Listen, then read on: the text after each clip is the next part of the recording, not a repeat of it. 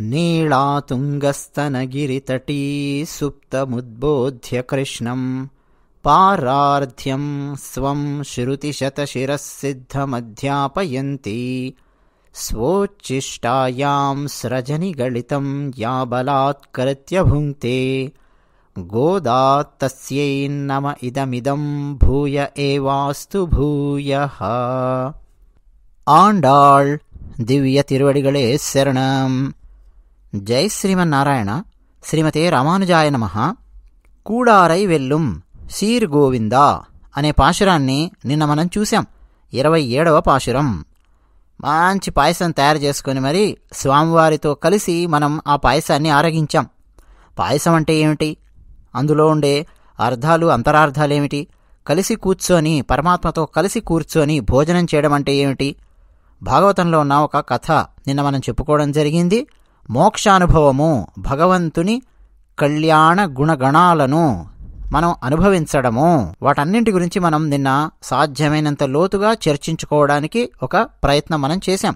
ఎవరైతే ఇతిహాసం ఛానల్లో ఈ ధనుర్మాసం మొదలైనప్పటి నుంచి ప్రతిరోజు క్రమం తప్పకుండా వీడియోస్ వింటూ వస్తున్నారో, మధ్యలో 2-3 రోజులు ఎక్కడైనా సరే మిస్ అయినా గానీ మళ్ళీ వెళ్ళి పాత వీడియోస్ అన్నీ కూడా చూసి పూర్తిగా ప్రతి వీడియో సంపూర్ణంగా వీక్షించినటువంటి వాళ్లకు, కామెంట్ సెక్షన్లో వాళ్ళ అభిప్రాయాలను మాతో పంచుకున్నటువంటి వాళ్లకు సంపూర్ణంగా ఆ లక్ష్మీనారాయణుల కటాక్ష వీక్షణాలు దక్కాలి అని మేం మనస్ఫూర్తిగా ప్రార్థిస్తూ ఉన్నాము.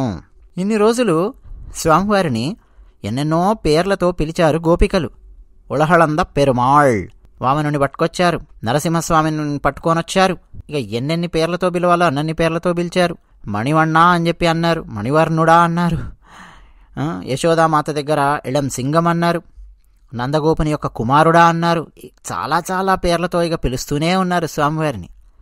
ఎన్ని పేర్లతో పిలిచినా నిన్న 27వ పాశురంలో ఆండాళ్ళ తల్లి స్వామివారిని గోవిందా అనే పేరుతో పిలవడం స్వామివారికి చాలా సంతోషం కలిగింది. గోపికలు గోవిందా అని పిలిచారు నిన్నటి పాశురంలో. చాలా చాలా ఆనందం కలిగింది స్వామివారికి. ఎందుకు అంత ఆనందం కలిగింది అంటారా? నిన్న మనం కొంత చెప్పుకున్నాం. నారాయణ అన్న పేరు స్వామివారికి ముందు నుంచే ఉంది, వాసుదేవా ముందు నుంచే ఉంది.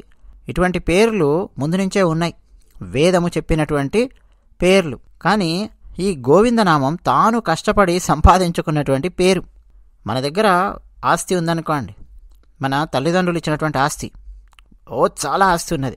ఆ తర్వాత పెద్దయ్యాక ఏ పోస్ట్ గ్రాడ్యుయేషనో పూర్తి చేసుకొని మనం సంపాదించడం మొదలుపెట్టామనుకోండి, కష్టపడి సంపాదించి ఆ సంపాదనతో ఓ ఇల్లు కట్టుకున్నారనుకోండి, లేదు ఆ సంపాదనతో ఓ బైకో కారో ఏదో కొనుక్కున్నారనుకోండి, ఎంత విలువైందిగా అనిపిస్తుంది అది. అంటే మన పూర్వీకులు మన కోసం సంపాదించి పెట్టినటువంటి ఆస్తితో మనం కొనుక్కోవడం కంటే మనం కష్టపడి ఏదైనా సరే సంపాదించుకుంటే దాని యొక్క విలువ కొన్ని వేల రెట్లు మనకు అనిపిస్తుంది, అది సహజం. అలాగే అండి, గోవింద నామం అన్నది స్వామివారు ఆయన కష్టపడి సంపాదించుకున్న నామము అని పూర్వాచార్యులు చమత్కరిస్తారు. వరాహావతారంలో గో అంటే భూమిని రక్షించి గోవింద నామాన్ని సంపాదించుకున్నారు.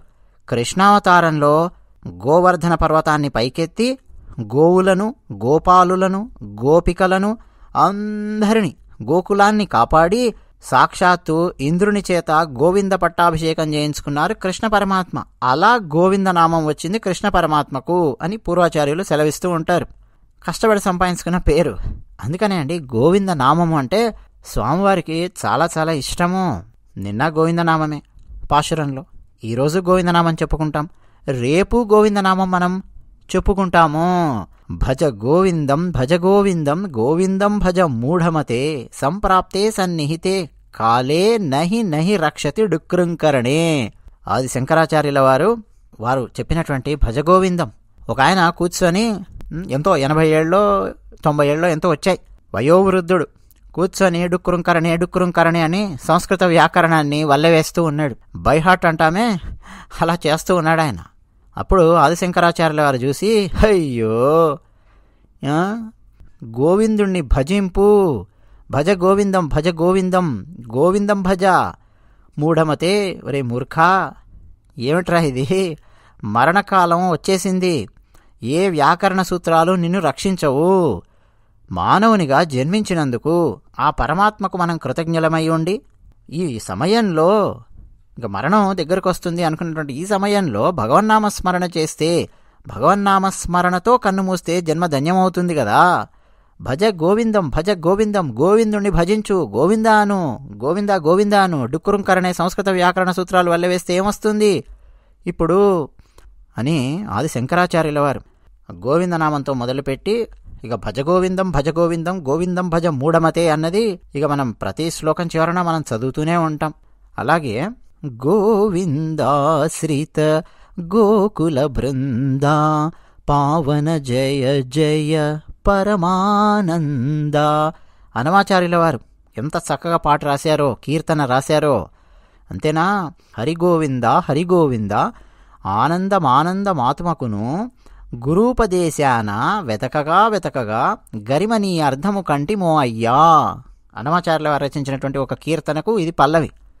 ఏమని, హరి గోవింద హరి గోవింద, ఆనందమైపోయిందయ్యా మాకు, మా ఆత్మకు ఆనందం లభించింది. ఎలా? గురువుగారు ఇచ్చిన ఉపదేశంతో.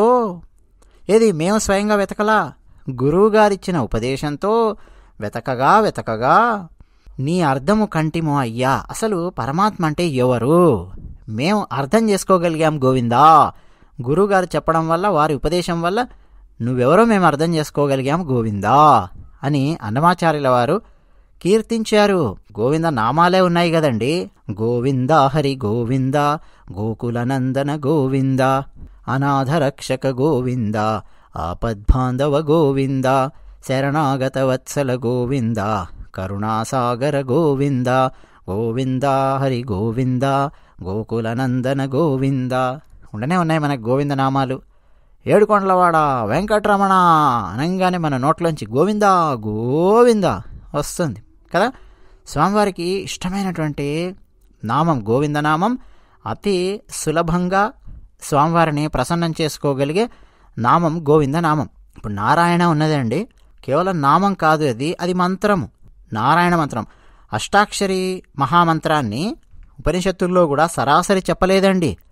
ఇదిగో ఇది అష్టాక్షరి మంత్రము, దీన్ని పఠించాలి, సరాసరి చెప్పలా. అసలు ఆ మంత్రాన్ని అసలు ఎంత జాగ్రత్తగా, ఎంత సాంకేతికంగా పొందుపరిచారో మొత్తం అర్థం చేసుకొని దాన్ని బయటకు లాగితే అప్పుడు అష్టాక్షరి మహామంత్రం తయారవుతుంది. అలా చెప్పారు ఉపనిషత్తుల్లో కూడా. అంత గూఢంగా చెప్పారు, అంత రహస్యంగా చెప్పారు. గోవిందనామమా, ఇక అందరం ఆబాల గోపాలం పిలుచుకునే నామం గోవిందనామం. కూడారై వెల్లుం సీర్ గోవిందా అని మొదలుపెట్టారు నిన్న. ఈరోజు కూడా గోవిందనామం ఉంది, అందుకని ఇంతగా మనం గోవిందనామం గురించి చెప్పుకుంటూ ఉన్నాం. అలాగే కూడారై వెల్లుం షీర్, శత్రువులను జయించావు, కూడని వారిని జయించావు. కూడని వారు అంటే ఎవరన్నది నిన్న మనం లోతుగా తెలుసుకున్నాం. ఎలాగైనా సరే అండి జయించడమే. రాముల వారు ఉన్నారండి, విభీషణుణ్ణి ఎలా జయించారు? తన ధర్మముతో, తన సత్యముతో, తన గుణములతో జయించారు రాములవారు. ధర్మము సత్యము ఇవన్నీ ఆయన గుణములు, దాంతో జయించారు రాములవారు. శరణు శరణు విభీషణ వరద శరదిబంధన రామ సర్వగుణస్తోమ అని అన్నమాచార్యుల వారు విభీషణుణ్ణి కూడా కీర్తిస్తూ రాముల వారిని శరణు వేడినటువంటి విభీషణ వరద గోవిందా అని చెప్పి కూడా మనం అంటూ ఉంటాం. విభీషణుణ్ణి అలా గెలిచారు రాముల వారు, కూడారై వెల్లుం అంటే. అలాగే రావణాసురుణ్ణి శౌర్యముతో గెలిచారు. సీతమ్మ వారిని ఎలా గెలుచుకున్నారండి? భుజబలంతో, పరాక్రమంతో గెలుచుకున్నారు రాములవారు. అయోధ్య పౌరులను ప్రేమతో గెలిచారు. పరశురాముణ్ణి ఎలా గెలిచారండి? తన గుణములతో గెలిచారు. పరశురాముడు ఎందుకు వచ్చాడు? ఈయనని జయిద్దాము అని చెప్పి పరశురాముడు వచ్చాడు. ఎవరు? శివధనుర్భంగం గావించింది ఎవరు అని ఆవేశంతో పరశురాముల వారు వచ్చారు. ఆ తర్వాత ఏమైందో రామాయణంలో మనం చూశాం. ఆయన తనకున్న తపశ్శక్తిని రాముల వారికి అందించి వెళ్ళిపోవాల్సినటువంటి పరిస్థితి వచ్చింది. పరశురామ అవతారాన్ని నుండి ఆవేశ అవతారము అని చెప్పి పిలుస్తారు. సంపూర్ణమైన అవతారము కాదు అని మనకు పూర్వాచార్యులు చెప్తూ ఉంటారు. అలా వెళ్ళిపోయారు పరశురాముల వారు. పరశురాముణ్ణి అలా గెలిచాడు రాముడు తన గుణములతో. అహల్యను ఎలా గెలిచారు రాములవారు? ఈయన పతిత పావనుడు కాబట్టి ఆమెను పావనిగా తయారు చేశాడు అహల్యను. అలాగే కృష్ణ పరమాత్మ కంసుడిని పరాక్రమంతో గెలిచాడు. ఇంద్రుడిని ఇంద్రుడి యొక్క గర్వభంగం చేయడం వల్ల అలా తన గుణములతో గెలిచాడు ఇంద్రుణ్ణి. మరి గోపికలను చూద్దామా? అదే ఈ పాశురం. కరవైகள் பின் சென்று கானம் சேருந்துண்போம் அறிவொன்றுமில்லாத வாய்க்குலத்து ஒன்றன்னை பிறவி பெருந்தனை புண்ணியம் யாமுடையோம் குறை ஒன்றுமில்லாத கோவிந்தா உந்தன்னோடுறவேல் நமக்கு எங்கொழிக்க ஒழியாது அறியாத பிள்ளைகளோம் அன்பினால் உன்றன்னை சிறு பேரழைத்தனவும் சீரியருளாதே இறைவா நீ தாராய் பறையேலொரெம்பாவாய். ఆండాళ్ దివ్య తిరువడిగళే శరణం. జై శ్రీమన్నారాయణ. ఈనాటి పాశురం 28వ పాశురం. నిజానికండి ధనుర్మాసంలో పాశురాలు చెప్పేటప్పుడు మొట్టమొదటగా పాశురం చదివేసి పాశురం యొక్క అర్థం చెప్పి ఇక అక్కడి నుంచి వ్యాఖ్యానం మొదలు పెట్టుకొని వెళ్ళిపోవచ్చు. అదొక విధానం. రెగ్యులర్గా సంవత్సరాల తరబడి రకరకాల దేవాలయాలలోనో పూర్వాచార్యులు చెబుతుంటేనో అక్కడక్కడ వింటూ ఉంటేనో ఆ విధంగా వినడం అలవాటు అయ్యి ఉంటుంది. ముందుగా పాశురం చెప్పి ఆ తర్వాత అర్థం చెప్పి ఇక ఆ తర్వాత ఏదైనా కొంత వ్యాఖ్యానం చెప్పొచ్చు కదా, ఆ టైపులో. నేను ఉద్దేశపూర్వకంగా ఆ ఫార్మాట్ను ఈ ధనుర్మాసంలో భాగంగా ఉపయోగించలేదు. మొదట కొన్ని విషయాలు వివరాలు అందిస్తూ ఆ తర్వాత పాశురాన్ని చెప్పి ఆ తర్వాత పాశురంలోని వ్యాఖ్యానాలు పూర్వాచార్యులు ఏం చెప్పారు అవన్నీ మనం చెప్పుకుంటూ వెళ్ళడం జరిగింది. ఒక ఉద్దేశ్యంతో చేయడం జరిగింది. ఏమిటా ఉద్దేశ్యాలు అవన్నీ అవసరము అనుకుంటే ముందు ముందు చెప్తాను వీడియోలలో, లేదంటే లేదు. ఇక నిన్న కూడారై వెల్లుం సీర్ గోవింద పాయసము ఆభరణాలు ఇవన్నీ మనం మాట్లాడుకున్నాం. ఇప్పుడు పరమాత్మ అడిగాడు, ఓ గోపికలారా, ఏమిటి మీ మనసు నిశ్చలంగా కనిపించడం లేదే? ఓ పక్కన్నేమో అవి కావాలి ఇవి కావాలి అని భౌతికపరమైన ఆనందాలను మీరు కోరుతున్నట్టుగా కనిపిస్తోంది. లేదు, నాకంటే ఎక్కువైనది ఏదో, నన్ను మించినది ఏదో మీకు కావాలి అని చెప్పి నాకు అనిపిస్తోంది. ఏమిటి అడగండి ఏమిటి అని చెప్పి పరమాత్మ అన్నాడు. వెంటనే గోపికలు, లేదు లేదు ప్రభు పరమాత్మ, పెరు సమ్మానం అంటే ఒక పెద్ద సన్మానం చెయ్యి అని నిన్నటి పాశురంలో మేము అడిగినందుకు నీకు అలా అనిపించి ఉండొచ్చు. కానీ కాదు కాదు ప్రభు, లోకరీతి సన్మానం కావాలి అని చెప్పి మేము అడిగాం. కానీ మా అసలు అర్థం ఏమిటి, మా అసలు కోరిక ఏమిటి అంటే నిరంతరం నీకు కైంకర్యం చేస్తూ ఉండాలి, నిన్ను అలా చూస్తూ ఉండాలి, నీ సమక్షంలో ఉండాలి, నీ కైంకర్యం చేస్తూ ఉండాలి, ఇదే మాకు కావాల్సింది అని గోపికలు చెప్తూ ఉన్నారు. పూర్వాపరాధ క్షమాపణము దాంతో మొదలుపెట్టారు. నిజం చెప్పాలంటే అంటే ఏమిటో ఇదే పాశురంలో మనం చూద్దాం.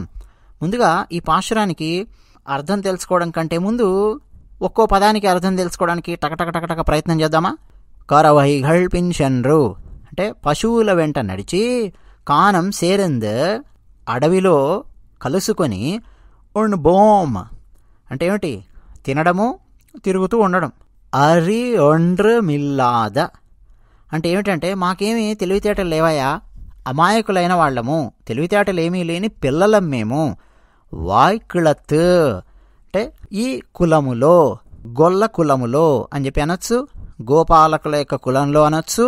కులము అనంటే వంశము అన్నటువంటి అర్థం ఉందండి. ఆ వృత్తి చేసుకునేటటువంటి వాళ్ళు. వాయ్కిళత్ ఈ కులములో, ఉండ్రన్నై నిన్ను, పెరవి పెరుందనై అంటే ఏంటండి, మా వంశంలో పుట్టావు నువ్వు, మా కులంలో పుట్టావు అంటే మా వంశంలో పుట్టావు.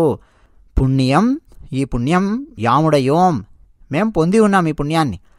కురై ఒండ్రమిల్లాద గోవిందా, గోవిందా వచ్చింది అంటే ఏమిటో తెలిసిన, లోపమనేదే ఏమాత్రమూ లేనటువంటి గోవిందా. అసలు ఎక్కడ వెతికి చూసినా సరే ఒక చిన్న లోపం కూడా కనిపించదు నీలో. అలాంటి ఓ గోవిందా, ఉందన్నోడు ఉరవు నీతో మా సంబంధము వేల్ నమక్ ఇంగ్ ఇక్కడ మనకు ఒళిక్క ఒళియాదు. పోగొట్టుకుందామన్నా సరే పోయే సంబంధం కాదు మనది, వదిలించుకుందామన్నా సరే వదిలించుకోలేనటువంటి సంబంధం మనది. అరియాద పెళ్ళైగడు అంటే అమాయకులైనటువంటి పిల్లలము, ఏమాత్రం లోకం పోకడ తెలియనటువంటి పిల్లలము. అంబినాల్ ప్రేమతో ఉండ్రన్నై నిన్ను సిరు పేరు అళైతనవుం చిన్న పేరుతో పిలిచినందుకు అంటున్నారు. చిన్న పేరు అంటే ఏంటో చూద్దాం. షీరి అరులాదే అంటే మా మీద కోపం తెచ్చుకోకయా, కోపం తెచ్చుకోకుండా మమ్మల్ని అనుగ్రహించు, మమ్మల్ని అనుగ్రహించకుండా వదిలిపెట్టకు, అనుగ్రహించు. ఇరైవా నీ తారాయి పరై అంటే ఓ పరమాత్మ మేము ఆశించిన ప్రయోజనాన్ని మాకివ్వు. ఏ లోరెంబావాయ్ ఇదే మా వ్రతము అంటున్నారు. వీళ్ళు ఆశించిన ప్రయోజనం ఏంటట, వీళ్ళనట వదిలిపెట్టకుండా, వీళ్ళ మీద కోపం తెచ్చుకోకుండా వీళ్ళని అనుగ్రహించాలట. అది వీళ్ళు ఆశిస్తున్నటువంటి ప్రయోజనం. ఇందులో మొత్తం ఏం చెప్పారు అన్నది మనం చూస్తే, మేము అమాయకులమయ్యా, ఏదో పశువులు కాసుకుంటూ అలా అడవుల్లో తిరుగుతూ ఉన్నాము, పాలు పితుకుతూ ఉంటాము, తీసుకొచ్చి పాలు అందిస్తూ ఉంటాము, ఏదో పెరుగు చిలుకుతూ ఉంటాము, వెన్న తయారు చేస్తాము, నెయ్యి తయారు చేస్తాము, అడవుల్లోకి పశువులను తీసుకెళ్తాము, ఎక్కడ మేత దొరుకుతుందో ఎక్కడ మేత దొరకదో మేము చూసుకుంటాము. ఆ పశువుల మధ్యలో ఒక చోట కూర్చొని, ఓ బండరాయి మీద ఎక్కడో కూర్చొని అక్కడే భోజనం చేస్తాము. నువ్వు మా నుంచి వీళ్ళు పరిశుభ్రంగా ఉండవలెను, వీళ్ళు అలా ఉండవలెను, లేకపోతే ఏదో దేవాలయాలలో గనక నైవేద్యం పెడుతూ ఉంటారు, అన్ని మంత్రాలు చదివి నైవేద్యం, ఇవన్నీ మాకేం తెలియదయా, మేము లోకజ్ఞానం లేని చిన్నపిల్లలము, అలా తిరుగుతూ ఉంటాం మేము. అప్పుడప్పుడు నిన్ను చిన్న పేరుతో పిలిచాం. ఏమని, అక్కడే పుట్టి పెరిగాడు కదండి. కొంతమంది ఈయన కంటే పెద్దవాళ్ళు కూడా ఉంటారు కదా కృష్ణుడి కంటే, వాళ్ళు అరే కృష్ణ, ఒరే కృష్ణ అనో, రారా అనో, పోరా అనో, ఏం కన్నయ్య అనో, కిట్టిగానో రకరకాలుగా పిలిచుండొచ్చు వాళ్ళు. అంటే కృష్ణుడి కంటే కాస్త పెద్దవాళ్ళైనటువంటి పిల్లలు సహజంగా కదా.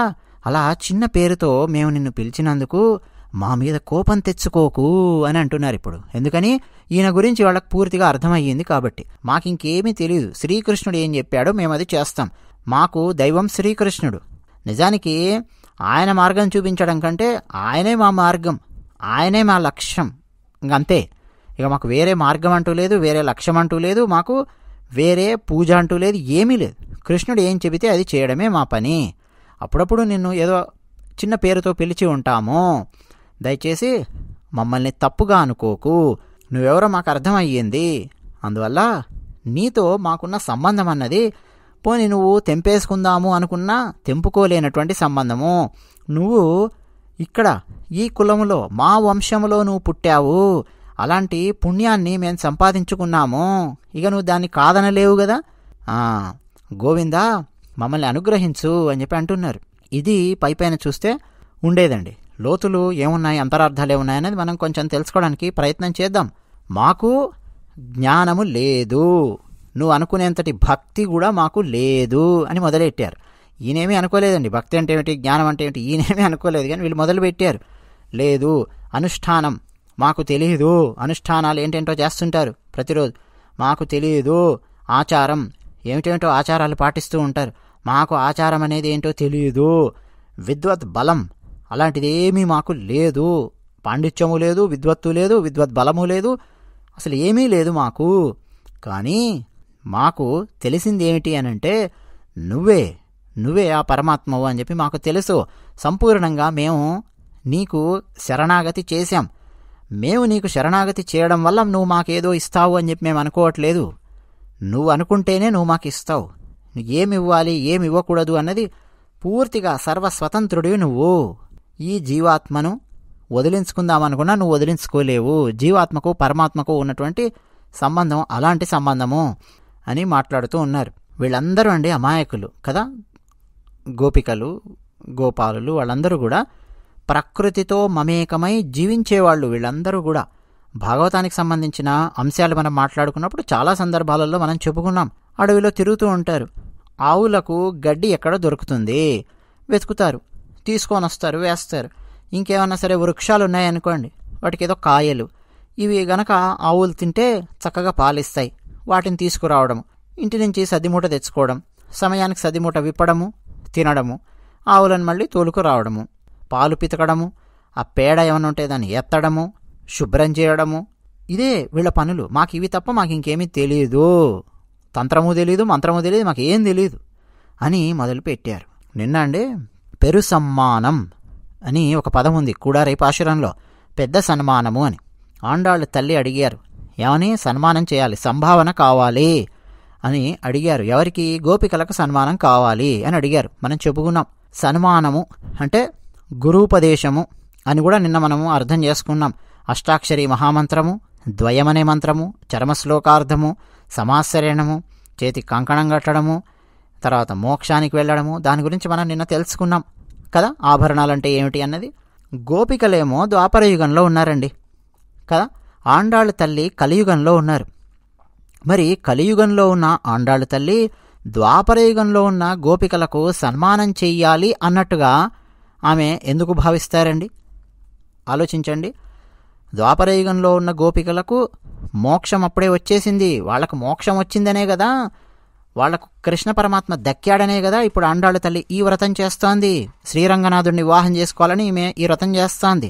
మరి ఎవరికి సన్మానం చేయాలనుకున్నారు ఈమె? గోపికలకు. ఏ గోపికలు? ఈమె వ్రతం చేస్తూ ఉన్నప్పుడు ఆమె స్నేహితురాళ్లను గోపికలుగా భావించి నిద్రలేపుతూ ఉన్నారు ఆమె స్నేహితులు. అలాగే ఈ వ్రతంలో పాలు పంచుకుంటున్నటువంటి మనందరం, ఎవరెవరైతే భవిష్యత్తులో ఈ తిరుపావయ వ్రతంలో పాలు పంచుకుంటూ ఉన్నారో వాళ్ళందరూ అండి గోపికలే. ఉన్నది ఒకే తత్వం పరమాత్మ, మిగతా వాళ్ళందరూ జీవాత్మలే. వాళ్ళందరికీ పరమాత్మ నుంచి సన్మానం కావాలి అంటున్నారు. ఏం సన్మానము అన్నది నిన్న మనం మాట్లాడుకున్నాం. అయితే పరమాత్మ దగ్గరికి వచ్చినప్పుడు 6 విషయాలను స్పష్టంగా పారదర్శకంగా పరమాత్మ ముందు ఉంచాల్సిన అవసరం ఉంటుంది అని ఈ పాశురం తెలియజేస్తుంది. ఒక్కొక్క పాదంలో ఏమేముంది అన్నది మనం 8 విషయాలు మనం మాట్లాడుకుందాం. చిన్నజీర స్వామి వారు చేసినటువంటి వ్యాఖ్యానంలో 6 విషయాలు మనకు చెప్పారు.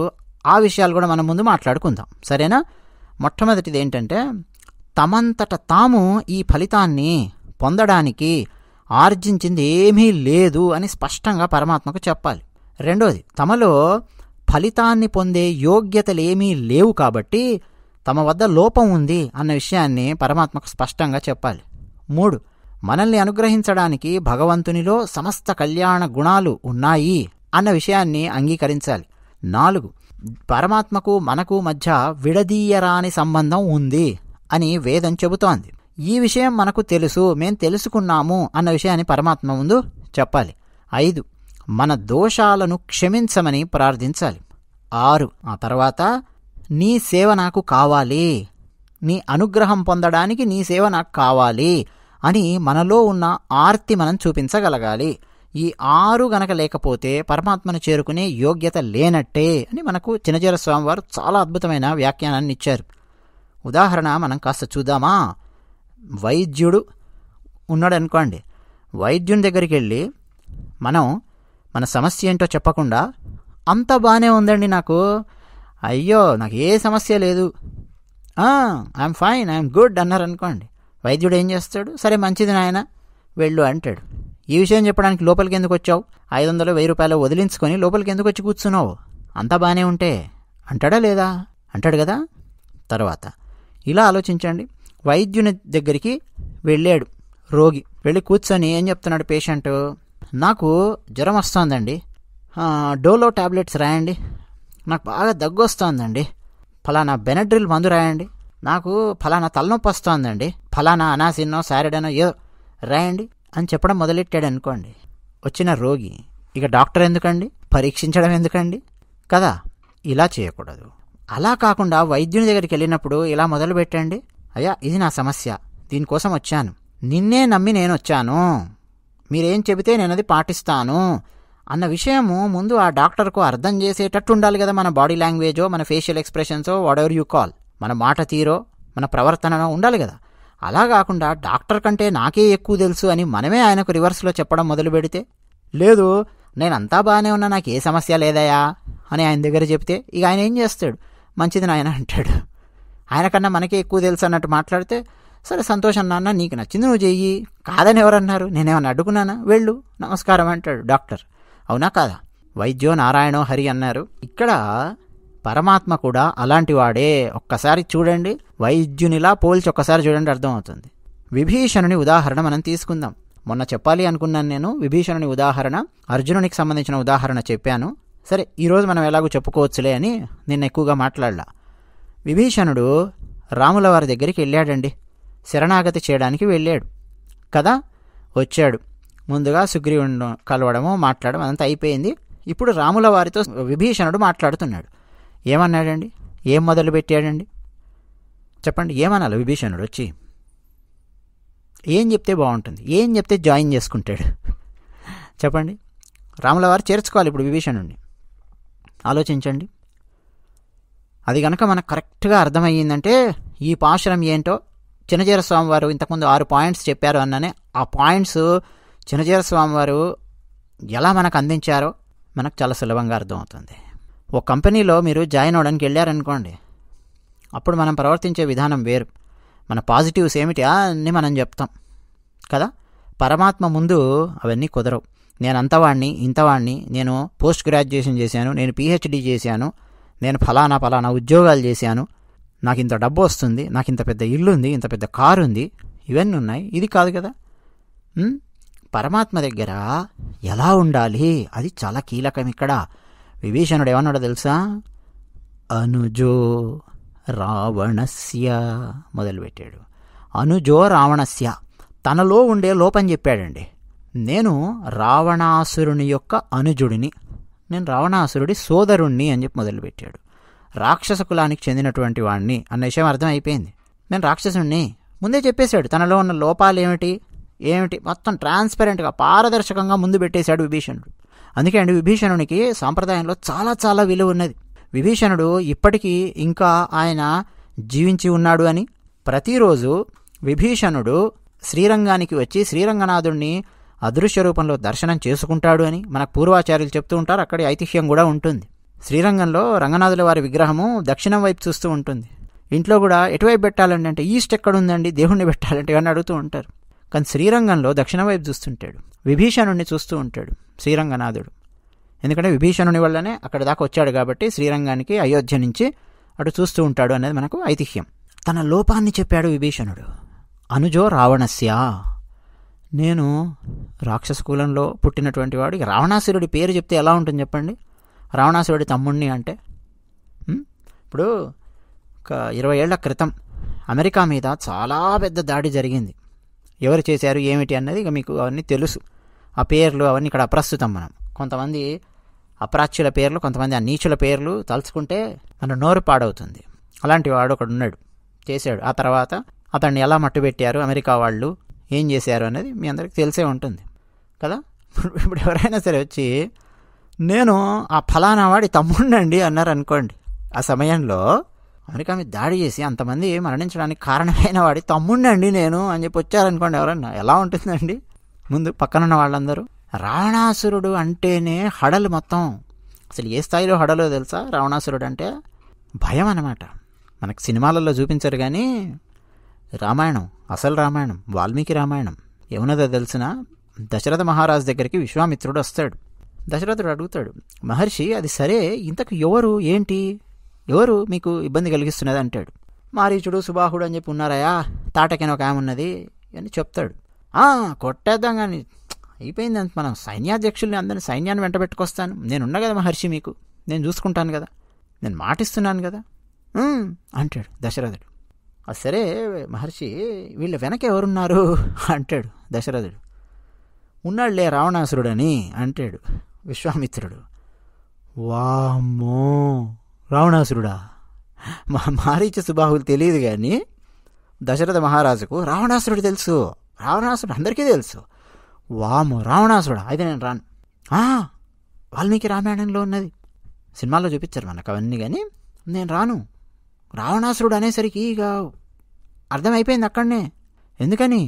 బ్రహ్మదేవుడిచ్చిన వరాలు, అభేద్యమైన లంకానగరం, మహామహారాక్షసులు, ఆ తమ్ముడే ఇంత పెద్దగా ఉంటాడట కుంభకర్ణుడు అని, ఓ పెద్ద భవనం నిర్మించి అందులో పడుకుంటాడట. ఈ సైన్యం మనుషులు వీళ్ళందరూ వెళ్ళారంటే ఒక్కసారి హాం భీం ఫట్ అని మొత్తం అందరినీ గుటకాయ స్వాహ చేస్తాడు. కరకర అప్పడాలు నవిలినట్టు నవిలేస్తాడు ఒక కుంభకర్ణుడు చాలు. ఎన్ని తెలుసు అందరికీ. కరదూషణులు, అసలు అక్కడ దాకా వెళ్ళాలంటే మధ్యలో 14,000 మంది రాక్షసులు, భయంకరమైన రాక్షసులు, అసలు లంక నగరం లోపలికి అడుగుపెట్టలేము. రావణాసురుడు మొత్తం తెలుసండి అందరికీ. ఇంద్రుణ్ణి జయించాడు, ఇంద్రుణ్ణి జయించిన కుమారుణ్ణి అన్నాడు ఇంద్రజిత్తు. మేఘనాథుడు మేఘాల్లో ఉండి బాణాలేస్తాడు, పైగా బ్రహ్మాస్త్రం ఉన్నది. రావణాసురుడు కావచ్చు, ఇటు మేఘనాథుడు కావచ్చు, నిలబడలేరెవరు, అంత పరాక్రమంతో యుద్ధం చేస్తాడు రావణాసురుడు. అందరికీ తెలుసండి, భయం హడల్. ఇప్పుడు విభీషణుడు రాముణ్ణి శరణాగతి చేయడానికి వచ్చి మొట్టమొదటగా అన్నది ఇదే, అనుజో రావణస్య అని మొదలుపెట్టాడు. మనకు రామాయణ రహస్యాలు ఇవన్నీ చెప్పినప్పుడు సాంప్రదాయంలో పూర్వాచార్యులు ఈ విషయాలన్నీ మనకు అందిస్తూ ఉంటారండి. రామాయణం ఏదో సామాన్యమైన గ్రంథం కాదు, ఏదో సరదాగా అలా చదివేసి పక్కన పెడతాను కాదు కాదు. రామానుజాచార్యుల వారే తిరుమలకు వచ్చి కూర్చొని ఆయన మేనమామ గారైన శ్రీశైల పూర్ణులు అని చెప్పి అంటారు. తిరుమల నంబి అంటారు ఆయన్ను, తెలుగులో తిరుమల నంబి అంటాం, శ్రీశైల పూర్ణులు. ఆయన దగ్గర వచ్చి కూర్చొని ఒక్కసారి కాదండి పదే పదే రామాయణం యొక్క రహస్యాలను వెలికి తీయడానికి ఎంతో కృషి చేశారు రామానుజుల వారు. ఆ తర్వాత సాంప్రదాయాలు ఎందరో అన్నున్నాయి. విభీషణుడు తన లోపాన్ని చెప్పాడు. నేను ఇలాంటి రాక్షస వంశంలో పుట్టాను, ఫలానా రావణాసురుడు ఎవరైతే నీ భార్యను ఎత్తుకొని వచ్చారో ఆ రావణాసురుడు తమ్ముడిని అని మొదలుపెట్టారు. మామూలుగా వేరేవాడు పట్టుకొని రావండి, తమ్ముడిని పట్టుకొని బంధించండి, 4 దన్నండి, బెదిరిద్దామండి, ఈ టైప్లో ఏదో ఆలోచిస్తారు కదండి. లేకపోతే ఈ రాక్షసుడు వచ్చాడంటే మనకేమేమి చేస్తాడో, జాయిన్ చేసుకోవద్దు ఇతన్ని మన దగ్గర, నో అని చెప్పి అనొచ్చు కదా. చెప్పాడు ముందే. అలాగే ఏమన్నాడంటే, భవంతం సర్వభూతానాం శరణ్యం శరణం గతః అని చెప్పి అన్నాడు. ఇది చాలా కీలకం. నేను రావణాసురుడి తమ్ముణ్ణి, సరే ఇంకా ఉంది శ్లోకము, అతని వల్ల నేను అవమానింపబడ్డాను, వచ్చాను, నిన్ను శరణు వేడి వచ్చాను. ఎవరు నువ్వు? భవతం, ఎవరు నువ్వు? మొత్తం అందరికీ శరణు ఇవ్వగలిగే వాణివి నువ్వు రామా. ఎవరికైనా సరే శరణు ఇవ్వగలిగేవాడివి నువ్వు. అలాంటి నిన్ను నేను శరణు వేడుతున్నాను రామా అన్నాడు విభీషణుడు. అందరికీ శరణు ఇవ్వగలిగే వాళ్ళు ఎవరండి? పరమాత్మ మాత్రమే. అంటే నువ్వు పరమాత్మవు, నాకు తెలుసు రామా, అందుకనే నేను నిన్ను శరణు వేయడానికి వచ్చాను. ఇదనమాట విభీషణుడి యొక్క అంతరార్థం. అర్థమవుతుందా? మనం అజ్ఞానులం, మనలో ఎన్నో దోషాలున్నాయి. కాబట్టి మనకు ఆ శ్రీమన్నారాయణుణ్ణి పొందగలమా లేదా అన్న సందేహాలు ఎవరికైనా వస్తే ఆ సందేహాలన్నింటినీ పటాపంచలు చేయడానికి, ముక్కలు ముక్కలుగా ఆ సందేహాలను నరికి అవతల పారేయడానికి ఈ పాశురాన్ని మనకు అందించారు గోదాదేవి. మనలో ఎన్నో దోషాలున్నాయి, అజ్ఞానులము, ఎన్నెన్నో చేస్తున్నాము, కొన్ని అర్థమైనట్టుంటాయి, అర్థం కానట్టుంటాయి, ఏంటేంటో ఉంటాయి. మరి మనం పరమాత్మను పొందగలమా?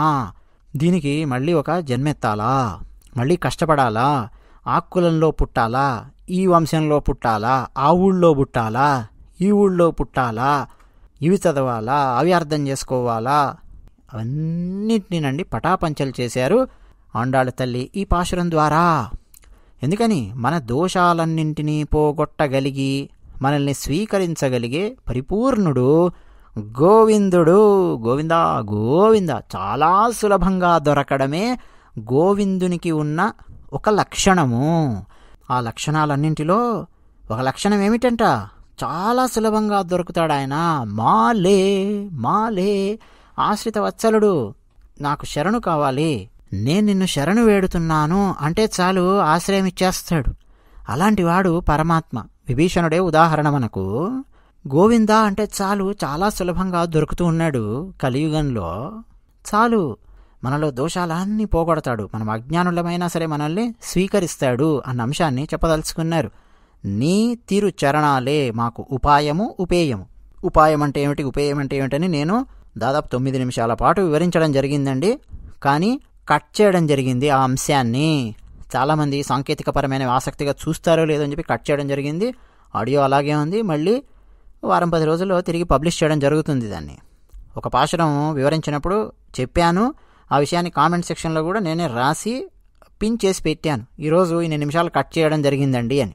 ఉపాయము ఉపేయము 2 ఆయనే అని ఆండాళ్ళ తల్లి ఈ పాశురంలో శ్రీ వైష్ణవ సాంప్రదాయాన్ని ముందుకు తీసుకెళ్లే విధంగా సిద్ధాంతాన్ని చెప్తూ ఉన్నారు.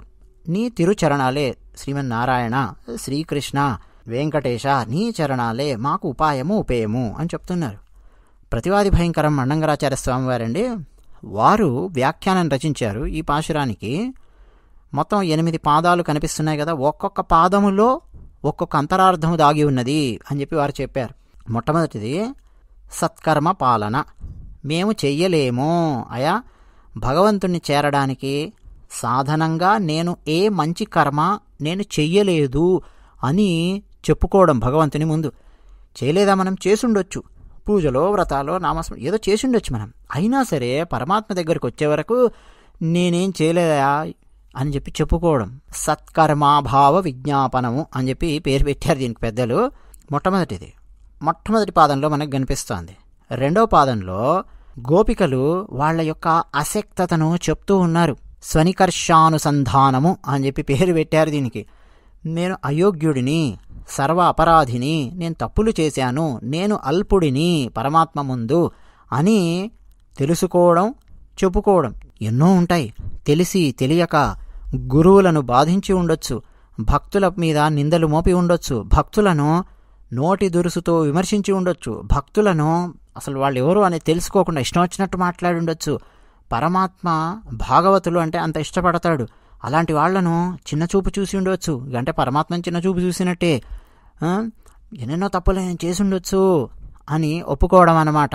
తత్వహిత పురుషార్థ జ్ఞాన శూన్యులు అని చెప్పి పేరు పెట్టారండి సాంప్రదాయంలో. ఏమిటి? తత్వహిత పురుషార్థ జ్ఞాన శూన్యులు. అలాంటి వాళ్ళం మేము. తర్వాత 3వ పాదంలో ఏం చెప్పారంటే ఈ పాశురంలో, మాకు నువ్వు దొరికావయ్యా పరమాత్మ, నువ్వు మా వంశంలో పుట్టావు, మా కులంలో పుట్టావు, ఇవన్నీ చెప్తూ ఉన్నారు. ఇక్కడ ఏమిటో తెలిసినా, నువ్వెవరో మేము తెలుసుకున్నాము, ఆ భాగ్యం మాకు కలిగింది అని చెప్పి చెప్పడం అన్నమాట. 4వ దాన్ని ఈశ్వర గుణపూర్తి అని చెప్పి పేరు పెట్టారు. అంటే నా దగ్గర ఏదైనా సరే పుణ్యం ఉంది అంటే కాస్తో కూస్తో, అదేంటో తెలుసా, భగవంతునికి ఎన్నో కళ్యాణ గుణగణాలు ఉన్నాయి, ఆయన కరుణ వల్ల నాకు ఏదైనా సరే లభిస్తుంది అని నేను నమ్మడం, అది నేను ఏదైనా సరే పుణ్యం చేసుకుంటే నాకు ఈ విషయం అర్థమయ్యింది. తర్వాత సంబంధ జ్ఞానము అన్నారు 5వ పాదంలో. అంటే ఏమిటి? మాకు ఇంకేమీ తెలియదయా, మాకు అసలు ఏమీ తెలియదు, నీకు మాకు ఉన్న సంబంధము విడదీయలేని సంబంధము అన్న విషయం మాకు తెలుసు. జీవాత్మకు పరమాత్మకు ఉన్నటువంటి సంబంధము విడదీయరానిది అన్న అంశమైతే మాకు తెలుసు అని చెప్తూ ఉన్నారు. తర్వాత 6వ పాదంలో లోక మర్యాద, తెలియనటువంటి వాళ్ళము, భక్తి లేదు, జ్ఞానము లేదు, లోక మర్యాద కూడా మాకు తెలియదు, ఆచారాలు తెలియదు, లోక మర్యాద తెలియదు, ఏమీ తెలియనటువంటి వాళ్ళం మేము అని చెప్పి చెప్పడం. ఎందుకంటే మనకు ఎంత తెలుసు అని చెప్పి మనం అనుకోని చేసినా కానండి ఏదో ఒక లోపం మనం చేస్తూనే ఉంటాం పరమాత్మకు సంబంధించిన దాంట్లో. అందుకే తిరుమలలో శాత్తుమురై అని చెప్పి ఒక సేవ చేస్తారు. చాత్మార అని చెప్పి పిలుస్తూ ఉంటారు. మన పెద్దజీరస్వామి వారు, చిన్నజీరస్వామి వారు ఉంటారు పైన తిరుమలలో, నిరంతరం చూసుకుంటూ ఉంటారు అక్కడ అన్ని కార్యక్రమాలన్నీ సక్రమంగా జరుగుతున్నాయా లేదా అని చెప్పి. రామానుజాచార్యుల వారు ఒక ప్రత్యేకమైన, ఒక అద్భుతమైన సాంప్రదాయాన్ని అక్కడ పెట్టారు తిరుమలలో. ఇప్పటికి అలా వస్తోంది పరంపరానుగతంగా. ఏంటో తెలిసినా, ప్రతిరోజు రకరకాల ప్రాంతాల నుంచి స్వామివారిని దర్శనం చేసుకోవడానికి వెళ్ళే స్వాములు ఉంటారు కదండి, వాళ్ళు ఈ జీరస్వాములతో కలిసి వెళ్ళి శాత్తుమురై సేవలో పాల్గొంటారు. ఏమిటో తెలిసినా, ప్రతిరోజు వెంకటేశ్వర స్వామి వారికి ఎన్నెన్నో చాలా దగ్గరుండి చాలా జాగ్రత్తగా చూసుకుంటూ క్రియలో కానీ, మంత్రములో కానీ, ఆలోచనలో కానీ ఎక్కడ చిన్న లోపం కూడా లేకుండా ఇంత కష్టపడి చేస్తూనే ఉన్నాము. ఎంత చేసినా సరే స్వామివారికి మనకు తెలియకుండానో తెలుసో ఎక్కడో ఏమిటో చిన్న లోపమైనా సరే జరిగి ఉండొచ్చు కదా. ఆ లోపాన్ని కూడా పోగొట్టడం కోసమని శాత్తుమురై అని ఒక ప్రత్యేకమైన సేవను పెట్టారు. అందుకని ఇక్కడ గోపికలు ఏమంటున్నారు, మాకు లోకమర్యాద తెలియదయా, భక్తి లేదు, జ్ఞానం లేదు, లోకమర్యాద తెలియదు, ఎంత చేసినా సరే ఏదో ఒక లోపం జరగచ్చు, అందుకని ముందే ఒప్పేసుకుంటున్నారు మాకు లోకమర్యాద తెలియదు అని. తర్వాత పూర్వాపరాధ క్షమాపణము అన్నారు 7వ పాదంలో మనకు కనిపిస్తోంది.